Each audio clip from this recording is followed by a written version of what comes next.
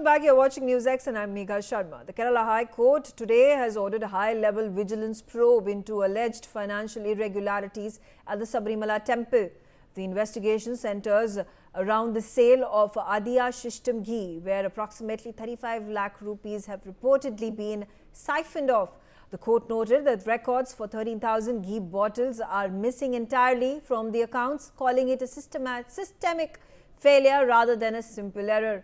The misappropriation allegedly took place between November 2025 and January 2026 involving Travancore Devaswom Board employees. The High Court has directed the Vigilance Director to form a team of senior officials to investigate the procedural lapses and the missing funds. Remember, the Travancore Devaswom Board is already under scrutiny following the Sabarimala gold scam involving the disappearance of 4.5 kgs of gold. The question that arises is, are we witnessing such cases due to lack of transparency in temple boards?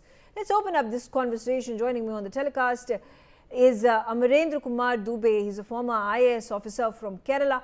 Mr. Dubey, there has been a scam that has been reported just a few weeks ago, the gold scam, and the questions have been raised. People have been arrested. Some of them have been suspended from the Travancore Devaswom Board as well. And just a few weeks later, we see another of these scams with regards to the ghee packets that were unsold, and there was a scam of about 35 lakh rupees that has been unearthed. Keeping in mind that these scams have becoming quite frequent in temples, should there be action taken against trusts? And the question about whether government regulation needs to be completely removed from these temple trusts and management of temples. Actually, the whole thing emanates from the order of Honorable High Court of Kerala, and which has given very specific directions. So now that the matter has seen and it is under the orders of Honorable High Court, therefore the court's direction are of profound importance and have to be complied with. The court has very clearly stated that the matter has to be investigated very meticulously by a special team to be constituted by the Vigilance Commissioner of the state. Now, if that, and then in fact, in its order, towards the end of the order, it has also observed that till the investigations are complete, no details should be let out, which is absolutely fine in the interest of the investigation. So, well, a situation has been reported, certain shortcomings in the stock register or certain allegations have been made, and court has taken this as a suo motu charge, suo motu cognizance of this. So it says that the matter must be investigated meticulously and then proceeded. It has reasons to believe that the matter has some something to be investigated into and brought to the fore. That is what the Honorable Court has given it. Yeah. So, okay. I mean... again, but my question over here being, should the state governments be pulled up? Because it is under their management that these people, these officials are appointed. And under these officers, there have been multiple times that these scams are being committed. For like I said, you know, the ghee scam that has been brought to the fore today. There is, of course, the gold scam that has again happened in Sabarimala. Then we talk about the Tirupati temple, the Tirupati temple, and there we saw a scam. You know, there was adulterated ghee that was fed to the devotees, the laddus that were the offerings to the gods, and the prasad that was given to the people, to the devotees, that was adulterated. Again, multiple lakh rupees of scam that was committed. So you know, besides these court hearings, what is there precious little that happens with regards to the accountability and the responsibility that the state governments have? Ashwini Mishra is also on the telecast with me. Ashwini, how do you react to this, to the High Court judgment, to the High Court hearing over here? And do you think there is now a need to free the temples, to have private management take control? And if the state governments are really not being able to manage these temple trusts properly, and these scams are becoming far too frequent for everybody's comfort, then remove them altogether. Megha, good evening to your viewers. I think the standard operating procedure is whenever the scam is found, it should be brought to the notice to the judiciary, and then due course of action will take place. And that has happened in every case. I think there is no lack of government accountability on that front. However, you are asking that whether government should release the control on temple's body. It is again very subjective topic, and I mean there is no yes and no answer to it. However, what we feel is all these temples issues become political whenever there's an election around the corner. Otherwise, look at the kind of corruptions BJP has been involved in. They used to talk about Ajit Pawar 70,000 crore worth corruption, and he's now part of BJP. So morally, Bharatiya Janata Party raising issues of corruption in Kerala is not right, wherein they are not talking about the transparency about the funds in Ayodhya temple. There have been multiple other issues with respect to where BJP government is. I positively respond to your question that yes, there is a scope to debate that whether temple should be free from the government body, government control, but that's not that cannot be an yes and no answer. That people has to all the people has to sit around it and take a cumulative decision. It cannot temples cannot be used as a political tool. As and when you see an issue, you start questioning the government, you start talking about Hindu Muslims, talking about temple, masjid, mandir. All those things should not be done on these lines. Okay, I am also being joined by T.R. Srinivas. He's BJP spokesperson. T.R. Srinivas, what's your opinion? Again, the question, as has been mentioned by Ashwani Mishra, the Congress leader, Ashwani says that this is a political ploy of the BJP close to the elections. Hi, Meghna, can you hear me? I can, yes. Can you hear my voice? I can hear you. Meghna, hi. I've been listening to Mr. Ashwani Mishra ji from Congress. Yes, he has his own compulsion to talk about and bring everything which is under the sun, but not talk about the thing which is going on here. The Honorable deep-rooted systematic failure. See, the itch is deep-rooted. Not only in Travancore Devaswom Board, you have in Malabar Devaswom Board also the corruption happening. Now, what is happening is, please understand one thing: the people who don't have any value or any shraddha, what we call, or any belief in the presiding deity or the devotees, they will certainly get into such type of corruption. We have seen this, as you rightly said, you have seen this in Tirumala Tirupati Devasthanam, where it was top to bottom, it was corrupted because under the Jagan government, I don't want to take the name of the XYZ people. And it was found out the corruption happened at a very big level, and now it is being corrected. Now, what is happening is this is now nothing but playing with Hindus. I'm asking across the board, the Hindus temples have to be freed, and you have this Madras High Court judgment of last year in August. Hindu funds, the funds which are deposited in the temple are not for making Bharat Ghars, not for making any other Hindu based works. Now, there has to be a comprehensive audit of everything which is going on in Sabarimala. Sabarimala is revered by not only lakhs, millions across the world. They revere anything happening here. It really pains every Hindu. So this is what I'm saying. There's a deep analysis. Okay. It is not Hindu, Muslim. It is about my religion. I'm unapologetically, I'm telling you, as a Hindu, I'm hurt. This is what is happening. It has to be corrected. Okay. Amrinder Kumar Dubey, coming back to you.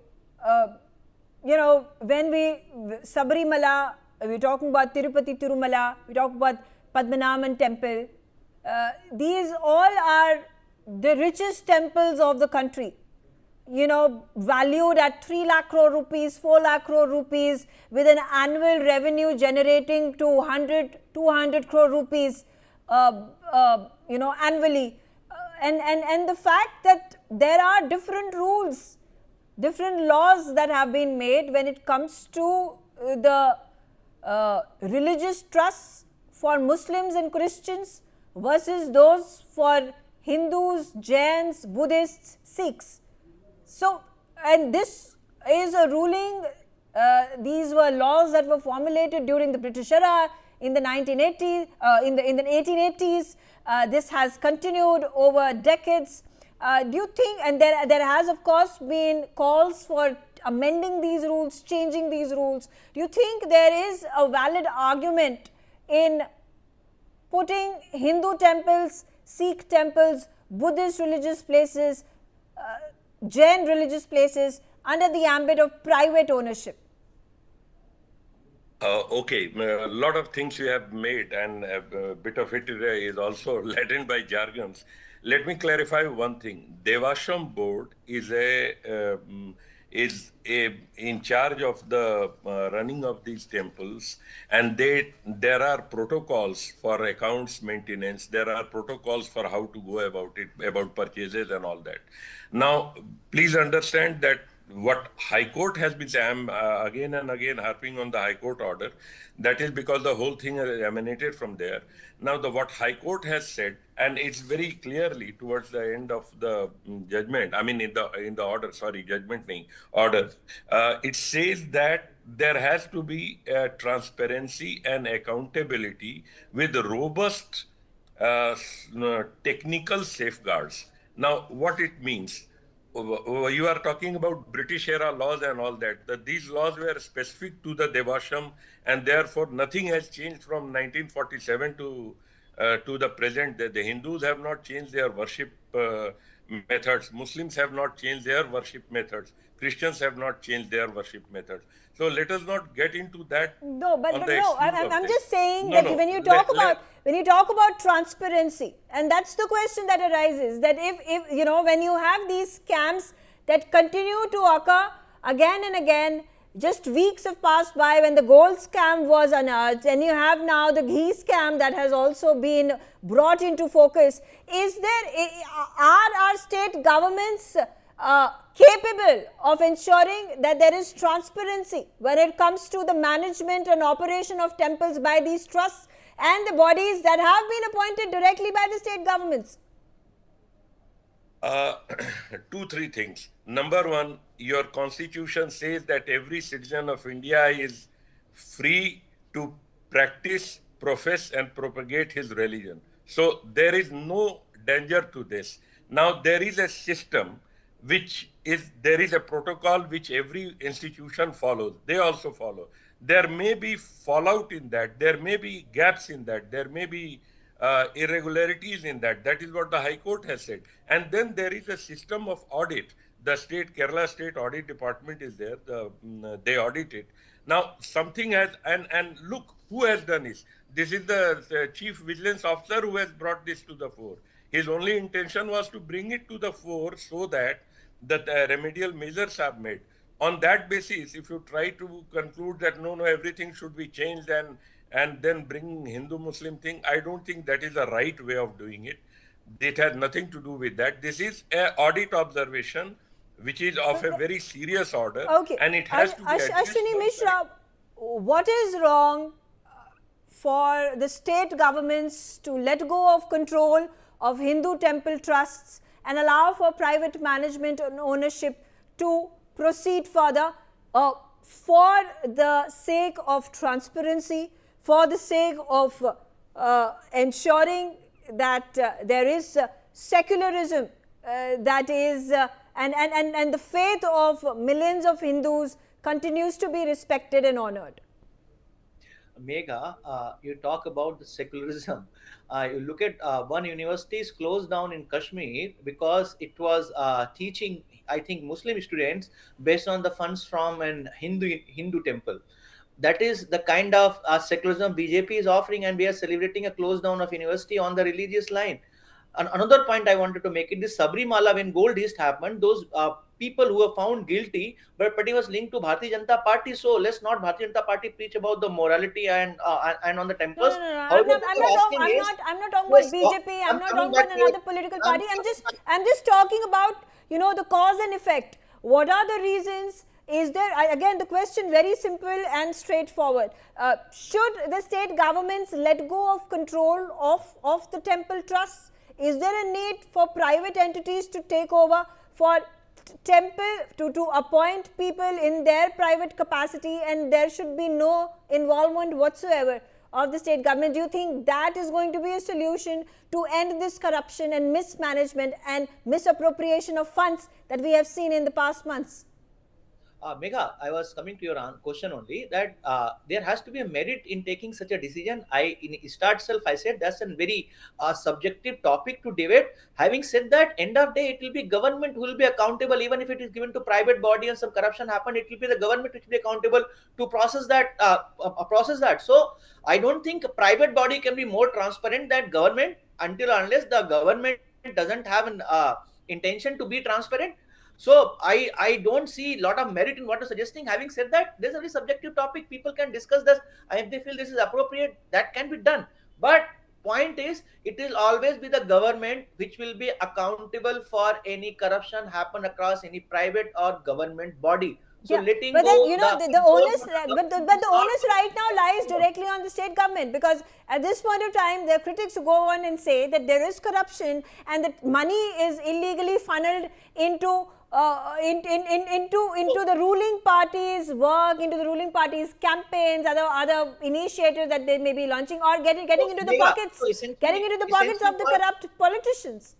So essentially, you are saying that give the control from state government to the central government. Is that what you're suggesting? No. I'm saying the Because that is what control be taken away from all governments, central or state, and handed over to the religious bodies who can autonomously appoint their members of the trustee and organizers and people in the management.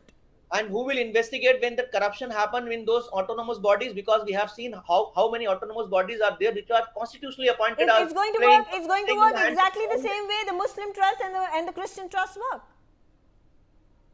Again, open for discussion. But having said that, what you're suggesting is doesn't seem very practical, because right now indirectly you are suggesting let the state give the control to the central government, because corruptions will come probably under their purview, and they will look into under different sector of the laws. Of course, I did not say central government needs to take control of it. All I said was that should there be now a change in the way Hindu temples are owned and managed. Up until now, traditionally by the governments of the day. Quickly coming to T.R. Srinivas, he wants to make a point, sir. See, one thing is that we have been going around with a particular system or a process from 1947. Why can't we give a public-private partnership to see with CAG as the governing body which oversees all the audits and everything, and publishes what are the audits which are findings which goes on yearly basis. This is what the transparency is needed, and that is what the devotees are asking. Boss, you don't go on appointing your own people into the board and do whatever you want. No, it is not a place for experimentation of secularism there. No, my Hindu temple body is only for Hindus. That's it, bottom line. Okay. I'm also right now being joined by Anurag Naidu. Anurag, how do you view the situation? Scams after scams hitting headlines. Is this a cause of concern for the state governments, for people of the country, and also for Hindus who come out in large numbers? Their donations to the tune of crores and crores of rupees. Some of the richest trusts, in fact, the richest trust in our country is Sabarimala. We talk about Tirumala. Padmanabha Swami Temple. These are the richest trusts in our country. So accountability is of top priority. It has traditionally been an issue, and Megha, whether it is Tirupati or Padmanabha Swami Temple, and particularly, let me be very open and candid. Yes, I mean, when it comes to Hindus and the Hindu temples and Hindu faith, I think we have a lot to fix. Mismanagement is a reality, and if you see the amount of revenue and the resources each of these temples generate versus how much really reaches to the welfare of the last devotee, or let's say the welfare of the schemes that are run under the aegis of the temple, are very few. But like if you say any other religion, I mean, I would definitely say we have a lot to catch up over there, and one of the predominant reasons are political involvement. I don't want to call it just government, but purely political involvements. Many places where you are not able to accommodate your political associates onto the political positions in the state government, they end up, taking positions into this Tirupati or Padmanabha Swami Temple, or even Sabarimala for that matter. The time has come where the unit. See, now if you leave it to the state governments, nothing is going to change. Why we need a central government and why we need a uniform code here is to drive a change in larger sense. You can actually categorize in terms of how much revenue a temple generates, and like say Tirupati has a very good example where the executive officer is the top boss, who is essentially a senior IAS officer, generally of the rank of a secretary, or sometimes even right now Mr. Singhal is a rank of a special chief secretary. Now these are the people with immaculate track record. They govern, and I think it helps. And also slowly political parties. I'm very glad the current government of the day, particularly in Andhra, they have done away with the chairman being from a political background. The chairman comes from a media background, who is an ardent devotee, Mr. B.R. Naidu. And I think half of the board, I mean, earlier around 70% of the board was politicians from the ruling party, but right now we don't have more than 10 or 15% of the politicians in that board. These kind of reforms are needed as a first step, and then you go out and clean up everything, and then you set in a process where the devotees who understand, let's say, another important thing, or whenever there are malpractices in the temple, or whenever there are some wrongdoings, either it is connected to the financial wrongdoings or the shastras that are followed into the temple, whether it is Agama Shastra in Tirupati or the Sthala Puranas not being followed, who will be the custodian? This cannot be the direct appointees like you and me to be the custodians of, holding up to the Agama Shastra, holding up to the rituals. So there are people who really believe in it. They need to be participation from the devotees. They need to be participation from the non-governmental organizations who have been working in around the temples for so many years. You need to create a structure wherein you welcome people who can really uphold, the culture and the historic and significance of this temple. And that needs to come in, and that cannot be that cannot happen if you leave it to the state governments, particularly with the state governments that do not align